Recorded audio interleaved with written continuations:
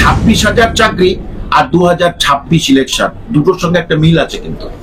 সুতরাং এই 26-এর জন্য কিন্তু আবার ওটা যেমন ত্রিপুরা যেমন পড়ে গেছে, হ্যাঁ পড়ে গেছিল, সিপিএম শেষ হয়ে গেছিল, সুতরাং এখানেও সেইটা হতে পারে যদি মানুষ সজাগ। তাহলে আপনি তো কোর্ট গাই দিয়ে সুপ্রিম কোর্টে যেতে পারতেন, জিতিয়ে আনতে পারতেন কেস।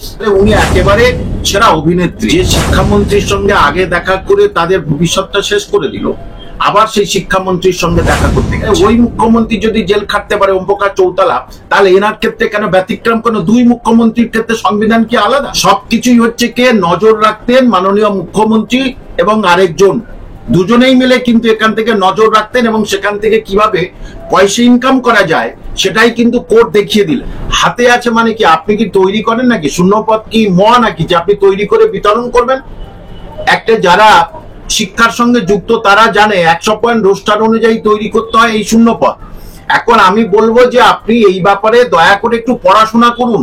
100 পয়েন্ট রোস্টারটা কি জানুন, আপনার ওটা পকেটেড নয় যে আপনি হচ্ছে কি মনে করলেন আর 1 লাখ শূন্যপদ দিলেন। এটা একটা নিয়ম 100 পয়েন্ট রোস্টার অনুযায়ী তৈরি হয় এবং সেটা আপনি তৈরি করতে পারবেন না। মুখ্যমন্ত্রী বলছেন 1 লক্ষ ভ্যাকেন্সি কলেজে আছে, কিন্তু এই কেসটার জন্য তিনি কিছু করতে পারছেন না। আচ্ছা, কলেজের সঙ্গে স্কুল সার্ভিসের কেসে কি সম্পর্ক আছে? আচ্ছা, 1 লক্ষ কলেজে কোনোদিন ভ্যাকান্সি থাকতে পারে? সারা ভারতবর্ষের কলেজগুলো যদি দেখা যায় তাহলে 1 লক্ষ ভ্যাকান্সি থাকতে পারে। এটা খুব হাস্যস্কর কথা। আমি জানি না কেন রাজ্যের মুখ্যমন্ত্রী এভাবে জনগণের কাছে নিজের সম্মানটা এবং শালীনতাটা রাখতে পারছেন না।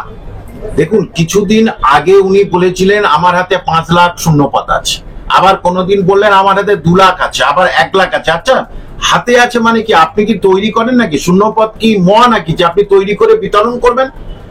একটা যারা শিক্ষার সঙ্গে যুক্ত তারা জানে 100 পয়েন্ট রোস্টার অনুযায়ী তৈরি করতে হয় এই শূন্যপদ। এখন আমি বলবো যে আপনি এই ব্যাপারে দয়া করে একটু পড়াশোনা করুন। 100 পয়েন্ট রোস্টারটা কি জানুন, আপনার ওটা পকেটেড নয় যে আপনি হচ্ছে কি মনে করলেন আর 1 লাখ শূন্যপদ দিলেন। এটা একটা নিয়ম 100 পয়েন্ট রোস্টার অনুযায়ী তৈরি হয় এবং সেটা আপনি তৈরি করতে পারবেন না। সেটা বিভিন্ন স্কুল চেয়ে পাঠাবে শিক্ষা দপ্তর, কলেজ থেকে চেয়ে পাঠাবে, তারপরে সেটাই সাবমিট হয়ে আসবে কত শূন্যপদ। সুতরাং আপনি যেটা বলছেন সেটা কিন্তু যারা এই সঙ্গে যুক্ত তারা কিন্তু তাদের কাছে এটা খুব হাস্যস্কর। মুখ্যমন্ত্রী বলছেন যখন কোর্টে কেস করা হলো তখন ভাবলেন না যে কারা যোগ্য কারা অযোগ্য, এবং তিনি প্রশ্ন তুললেন বারবার বাংলাকেই কেন টার্গেট করা হচ্ছে। সারা ভারতবর্ষের এর আগেই বললাম ত্রিপুরা চাকরি চলে গেছে, তার আগে উত্তরাখণ্ডে গেল এবং উত্তরপ্রদেশে প্রায় 65,000 চাকরির উপরে স্টে করে রেখেছে, মানে সেটা শুনানি হচ্ছে আর কি। সুতরাং শুধু বাংলার টার্গেট কেন? তাহলে একটা কথা, বাংলায় হচ্ছে কি আপনি এই দুর্নীতিমুক্ত সমাজ গড়ে দিন না, বাংলার যুব সমাজকে দুর্নীতিমুক্ত থেকে তাদের এই কালিমা থেকে রক্ষা করে তাদেরকে চাকরির পরীক্ষায় বসান না, কর্মসংস্থানের ব্যবস্থা করে দিন না। তাহলে অভিভাবক থেকে শুরু করে কেউ কিন্তু আপনাকে আর কোন রকম কুৎসা রটাবে না। সুতরাং আপনি আগে রাজ্যের সুশাসক হয়ে যান, সেটাই আপনাকে অনুরোধ করছে একজন শিক্ষক হিসাবে। আপনি একজন রাজ্যের সুশাসক মহিলা হন, তবে হচ্ছে কে রাজ্যের কর্মসংস্থান ফিরে আসবে, রাজ্যের মান সম্মান আবার আগের মতো কিন্তু ফিরে আসবে। স্কুল সার্ভিস কমিশন একটি অটোনমাস বডি, সরকার সেখানে কোনো ইন্টারফেয়ারই করে না।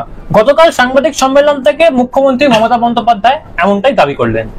আচ্ছা, তাহলে যদি এটাই বলে থাকেন তাহলে ওনার ওই শিক্ষা সেলে যারা আছেন তারা জেল খাটছে কেন? যদি অটোনমাস হয় তাহলে জেল খাটছে কেন? কোনোভাবে তারা তো জেল খাটতেই পারে না, যে তোমরা এই শিক্ষামন্ত্রী কেন জেল খাটবে? যদি অটোনমাস হয়ে থাকে এখানে শিক্ষামন্ত্রীর সঙ্গে কোনো যোগাযোগ নেই, কোনো কিছু নেই। এবং অটোনমাস বডি যদি হয়ে থাকে তাহলে টাকা কালীঘাটের কাকুর কাছে কেন পৌঁছালো? সে কিসের টাকা বললো? প্রাইমারি চাকরা নিয়োগ দুর্নীতির টাকা। তাহলে কালীঘাটের কাকুর কাছে টাকা পৌঁছালো কেন? অর্থাৎ অটোনমাস স্বশাসিত একেবারেই নয়। এখানে সবকিছুই হচ্ছে কে নজর রাখতেন মাননীয় মুখ্যমন্ত্রী এবং আরেকজন, দুজনেই মিলে কিন্তু এখান থেকে নজর রাখতেন এবং সেখান থেকে কিভাবে পয়সা ইনকাম করা যায় সেটাই কিন্তু কোর্ট দেখিয়ে দিলেন। মমতা বন্দ্যোপাধ্যায় জানিয়েছেন তিনি বিচারপতিকে সম্মান রেখেই বলেছেন যে এই রায় তিনি মেনে নিতে পারছেন না, এই যে মানুষের এত চাকরি বাতিল হলো তিনি সেটা মানতে পারছেন না। দেখুন, যে কি বলবো এখানে, মানে পুরোপুরি একটা বিখ্যাত অভিনেত্রী ছাড়া আর আমি কিছু বলতে পারবো। ওনাকে সম্মান রেখে বলছি, রাজ্যের মুখ্যমন্ত্রী, তাকে সম্মান করাই উচিত। তবুও সম্মান করেই বলছি যে যদি এই কথা বলে থাকেন তাহলে উনি একেবারে সেরা অভিনেত্রী, যে নিজেই এতদিন ধরে সেটাকে বলতে পারছে না নিজের দপ্তরকে যে আপনারা এবারে সুপ্রিম কোর্টে ঠিকটাই জমা দিন। সুতরাং শেষ হয়ে গেছে, তাদের জীবন শেষ, এখন এটা বলে বাহবা নিচ্ছে। কিন্তু জানেন তো, এই 26,000 চাকরি আর 2026 ইলেকশন দুটোর সঙ্গে একটা মিল আছে কিন্তু। সুতরাং এই 26-এর জন্য কিন্তু আবার ওটা যেমন ত্রিপুরা যেমন পড়ে গেছে, হ্যাঁ পড়ে গেছিল, সিপিএম শেষ হয়ে গেছিল, সুতরাং এখানেও সেইটা হতে পারে যদি মানুষ সজাগ হয়। মুখ্যমন্ত্রী বলছেন তিনি ওনার জীবনে নাকি কিছু কেস অ্যাজ আ লয়ার লড়াই করেছিলেন। লড়তেই পারে, সে আপনি যদি একটা কোর্ট গায়ে দিয়ে হাওড়া কোর্টে যান আপনিও কেস লড়বেন, কোনো অসুবিধা, এটাতে বাহাদুরি কি আছে? তাহলে আপনি যদি তখন কেস লড়েছেন তাহলে এই সমস্ত এরা দুষ্টু লোকজন সব আছে তো, তাহলে আপনি তো কোর্ট গায়ে দিয়ে সুপ্রিম কোর্টে যেতে পারতেন, জিতিয়ে আনতে পারতেন কেস। সুতরাং এখন এইসব ফরম দিয়ে এইসব দিয়ে কিছু হবে না। যতটুকু সম্মান আছে আমি বলবো মাননীয় মুখ্যমন্ত্রী আপনি চুপ থাকুন, তাহলে আপনার সম্মানটুকু যতটুকু আছে ততটুকু থাকবে। মুখ্যমন্ত্রী বলছেন এডুকেশন সিস্টেম সেটাকে কোলাপস করানোর চেষ্টা করছে বিরোধীরা, অর্থাৎ বিজেপি সিপিএম। আচ্ছা, সিপিএম তো শূন্য, তা শূন্যর তো কোনো মূল্য নাই। উনি তো বারবারই বলেছেন আপনার শূন্য তো কোনো মূল্য নাই। এদিকে বলছে বিজেপির সব 77 থেকে কমে তো অনেক নিচের দিকে চলে আসলো, আরো সব আসছে বলছেন। তাহলে তারা একটা একেবারে শূন্য আর একটা ক্ষয়িষ্ণু, এটা ভাষায় দেখা যাচ্ছে উনি যেটা বলে আসছেন। তাহলে শক্তিশালী তো উনি, তাহলে ওরা কি করে যে শূন্য হয়েছে সে সেখানে হচ্ছে গিয়ে বীর হতে পারে, সে পূর্ণতা অর্জন করতে পারে। সুতরাং এটা একটা রাজনীতিটা কেন মিশিয়ে দিচ্ছে আমি বুঝি না। চুরি করেছেন, বাটপারি করেছে আপনার এই স্কুল সার্ভিসের লোকজন, তারা এইসব করেছে এবং কিছু ক্যাডার তারা এসব করেছে। তাহলে তাদের আগে বলুন না যে যারা এইসব করেছে, এই যে 5,000-এর মতো যে চাকরি চলে যাচ্ছে, তাহলে তাদের কাকে টাকা দিল দেখি আমি রাতারাতি বার করে দিই, তাহলে আপনি আপনার সম্মান ফিরে পাবেন। এইটা পার করতে পারবে না, সে সৎসাহস নেই তো জানে। সেটা হলেই তাহলে আমার লোকজন, কাছের লোকজনগুলো সব ধরা পড়ে যাবে, তাহলে আমি কি করব? এখন ওই জন্য ওইভাবেই বলছে, এবং কোনোভাবেই এই যে যাদের চাকরি গেছে কোনোভাবেই এই চাকরি ফিরিয়ে আনা সম্ভব নয়। মুখ্যমন্ত্রী বিকাশ রঞ্জন ভট্টাচার্য এবং অভিজিৎ গঙ্গোপাধ্যায়, যিনি বর্তমানে বিজেপির এমপি, তাকেও কিন্তু ঘুরিয়ে আক্রমণ করেছেন। দেখুন, একজন লয়ার হয়ে আরেকজন লয়ারকে কোনোদিন আক্রমণ করতে পারে? আমি একজন শিক্ষক, আরেকজন শিক্ষককে আমি কোনোদিন খারাপ কথা বলতে পারি? আপনি একজন সাংবাদিক হয়ে আরেকজন সাংবাদিককে খারাপ কথা বলতে পারেন? এটা আমাদের রুচিতে বাঁধে, কিন্তু সেই রুচিবোধ, সেই সৌজন্য, সেই সংস্কৃতি সবগুলোকে ভেঙে চুরমার করে দিয়েছে বাংলার এই মুখ্যমন্ত্রী। সুতরাং বাংলার যুবক যুবতীদের ভবিষ্যৎ একেবারে চিতায় ভাসিয়ে দিয়ে দিল। তিনি বলছেন বিকাশ বাবুকে তিনি নোবেল দেওয়ার জন্য রেকমেন্ড করবেন। যদি নোবেল দেওয়ার জন্য রেকমেন্ড করেন তাহলে আমি বলবো যে ওনাকে পরপর 2বার নোবেল পাওয়া উচিত, মাননীয় মুখ্যমন্ত্রীকে 2বার নোবেল পাওয়া উচিত। যে মানে কি বলবো, দুর্নীতি স্ত্রী হিসাবে নোবেল পাওয়া উচিত। এটা তো ওখানে নোবেল এরকম নেই, নোবেল অনেক রকম আইটেম আছে, শিক্ষা দীক্ষা, তারপরে শান্তি ফান্তি এইসব আছে না, ফিজিক্স কেমিস্ট্রি আছে, কিন্তু এটা তো নতুন। তা নোবেল কমিটিকে উনি যদি বলতে পারেন, আমি নোবেল কমিটি এটাই বলবে যে ওনাকে দুর্নীতিশ্রী নতুন একটা আইটেম যোগ করে দিন, তাহলে নোবেল হচ্ছে উনি পেয়ে যাবেন। পরপর 2 বছর যেন পান। বিকাশবাবু যদি একবার পান তাহলে উনি পরপর 2 বছর পাবেন। বিকাশবাবু সঠিক কথা বলেছেন কি বেঠিক কথা বলেছেন আমরা সাধারণ মানুষ, কিন্তু বিচারপতিরা সেটাকে বলে দিয়েছে, প্রমাণ করে দেখিয়ে দিয়েছেন কোনটা ঠিক। বিকাশবাবু ঠিকই বলেছে। এই নতুন নিয়োগে যেই 25,753 জনের ছাড়াও 2016 পর চাকরি পরীক্ষায় যারা বসতে পারেনি তারাও কি বসতে পারবে? দেখুন, মানে 41 পাতার যে রায়, সেই 41 পাতার রায়ের একদম 41 পাতার 49 নম্বরে কিন্তু পরিষ্কার করে বলে দিয়েছে ফ্রেশ সিলেকশন প্রসেস। এই ফ্রেশ সিলেকশন প্রসেসে এরা 2016-তে যাদের চাকরি বাতিল হলো 25,753, তারাও বসবে। এখানে ফ্রেশ সিলেকশন বলতে কিন্তু কোনোভাবেই উল্লেখ করেননি যে এই নতুনরাও বসতে পারবে না।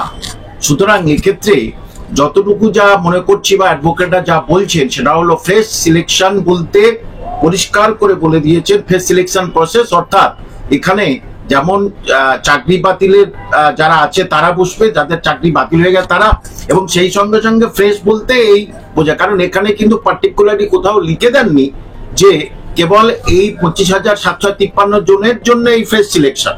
সুতরাং এটা থেকে বোঝা যায় যে কেউ নতুন ভাবে 2016-র পরে যারা চাকরির পরীক্ষা দিতে পারেনি তারাও এখানে অংশগ্রহণ করতে পারে। আমি সোজাসুজি স্যার আপনাকে একজন শিক্ষক হিসেবে জিজ্ঞেস করছি, এই যে এত চাকরি হারা শিক্ষক, এনাদের ভবিষ্যৎটা কি আদৌ কিছু হবে? দেখুন, প্রথম কথা হচ্ছে যে দেখা গেছে যে বামফ্রন্টের সময় থেকে আমার অভিজ্ঞতা থেকে আমি বলছি যে সেখানে যখন কোনোদিন কেস কাম হয়নি, যাকে এখানে কেস কাম হয়ে গেছে, সুপ্রিম কোর্ট সেখানে তার অন্তিম রায় দিয়ে দিয়েছে।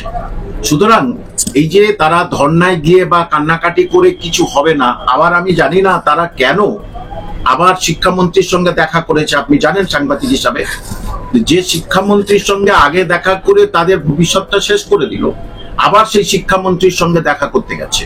এবং সুতরাং এখানে দেখা সাক্ষাতে কোনো কিছু হবে না, এখানে কোনো করুণা কেউ দেখাবে না, কোনো কিছু করবে না। যে সুতরাং একেবারে ওখান থেকে সরে এসে যে যার নতুন ভাবে যে সিলেকশন প্রসেস হবে সেখানে তাদের সিলেকশনে অংশগ্রহণের জন্য পরিশ্রম করা উচিত। স্যার, আপনি তো বামফ্রন্টের সময় এই এসএসসির সাথে যুক্ত ছিলেন, সেই অভিজ্ঞতা থেকে জিজ্ঞেস করছি আপনাকে যে আদৌ এই যোগ্য অযোগ্য তাদেরকে বাছাই করা কি সম্ভব? কারণ একটা কথা আমাদের মনে রাখতে হবে যে আসল ওএমআর শিট সেটা কিন্তু বলা হচ্ছে যে ডিস্ট্রয় করে দেওয়া হয়েছে। উত্তরটা তো আপনি বলে দিয়েছেন, এই প্রশ্ন বললেন উত্তরও বলে দিলেন। সুতরাং বামফ্রন্টের সময় দেখেছি যে ওএমআর শিট সবসময় মজুদ থাকতো, তখন তো ওএমআর শিট থাকতো না, 2 নম্বরের হাতে লিখতে হতো, সেগুলো সব মজুদ থাকতো এবং যে কেউ সেটাকে চ্যালেঞ্জ করতে পারতো। কিন্তু এখানে যখন তারা নিজেরাই স্বীকার করেছে আমাদের কাছে ওএমআর শিট নেই, আমরা সেটা নষ্ট করে দিয়েছি, তাহলে সেখানে কোনোভাবেই তো সম্ভব নয় যে ভালো আর কে মন্দ সেখানে কোনোভাবেই বাছাই সম্ভব না। সুতরাং এটা একেবারেই সুপ্রিম কোর্ট যা রায় দিয়েছে সঠিক রায় দিয়েছে, কিন্তু যোগ্যদের চাকরি থাকলে ভালো হতো। কিন্তু একটা কথা যে দেখুন, যে যারা অ্যাপয়েন্টিং অথরিটি আর যে পরীক্ষা নিরীক্ষা নিয়েছিল, সেই তাদের মধ্যে কিন্তু বিভিন্ন রকমের মিল নেই। রাজ্য সরকার একটা অযোগ্য প্রার্থী জমা দিয়েছে একটা সংখ্যা, আর স্কুল সার্ভিস দিয়েছে একটা সংখ্যা, আর মধ্যশিক্ষা পর্ষদ তারা দিয়েছে একটা সংখ্যা। তাহলে আপনাদের নিজেদের মধ্যেই তো কোন রকমের ভারসাম্য নেই, সেখানে সুপ্রিম কোর্টকে দোষ দিয়ে কি হবে? সরকারি 3টে সংস্থাই অন্যান্য বিভিন্ন ধরনের কথা বলছে, এবং সেই সরকার, এই পশ্চিমবঙ্গ সরকারের 3টে সংস্থা, অন্য কিছু নয়। তাহলে আপনাদের মধ্যে সাম্যতা নেই, সেখানে সুপ্রিম কোর্টকে দোষ দিয়ে কোনো লাভ নেই। এই যে যারা যোগ্য চাকরি হলো না, তাদের যোগ্যরা চাকরি হারালেন, তাদের দায়ভারটা কে নেবে? দেখুন, এটা একেবারে খুব সুন্দর একটা কথা বলেছেন। দেখুন, এখানে যদি বলি যে এই সরকার সুচারুভাবে 2016 সাল থেকে কোনো নিয়োগ নেই, আবার যারা নিয়োগ পেল 2016 সালে তাদের নিয়োগও চলে গেল। এবং এখানে দায়ভারটা যদি বলি তাহলে 2014 সালে হরিয়ানার মুখ্যমন্ত্রী ওম প্রকাশ চৌতালা এবং তার ছেলে 10 বছরের জেল হয়েছিল। কেন? প্রাইমারি শিক্ষায় মাত্র 3,122 জনের চাকরি দুর্নীতিতে পড়েছিল, তার জন্য তার 10 বছর জেল হয়েছিল। তাহলে কেন হবে না? এটাও তো শিক্ষার সঙ্গে দুর্নীতিগ্রস্ত, কারণ ওম প্রকাশ চৌতালা তো শিক্ষামন্ত্রী ছিলেন না। তাহলে আপনি মুখ্যমন্ত্রী, তাহলে সেই ক্ষেত্রে আপনার জেল কেন হবে না?